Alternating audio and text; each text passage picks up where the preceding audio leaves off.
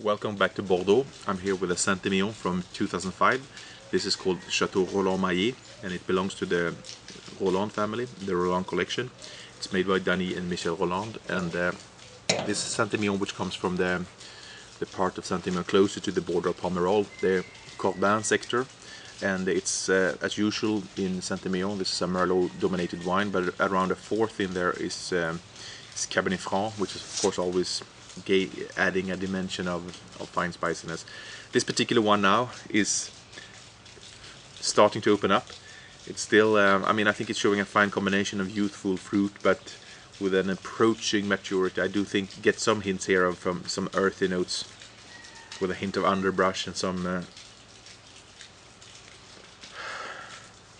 a hint of black truffle and licorice root in there. And to that we can add the fruitiness, which is rather wild berry character.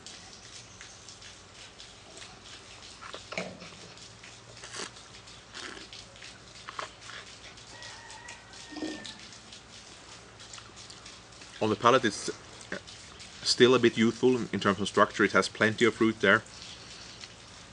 Tannins are integrated, but they're still present, so it's a nice backbone there, quite vivid structure. It's rather medium bodied in terms of body, of richness.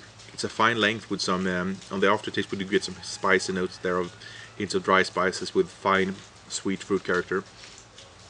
This is a wine I would give potential for, let's say, up to 10 years. I mean, if I was a brilliant vintage, it can probably go on longer than that.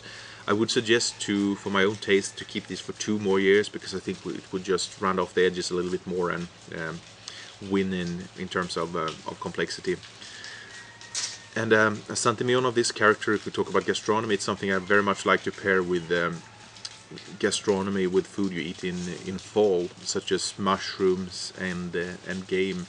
This particular one, I would be really happy pairing this with a nicely made risotto with some fresh chanterelles and fresh cep mushrooms, a rich and warming dish with a rich and warming wine.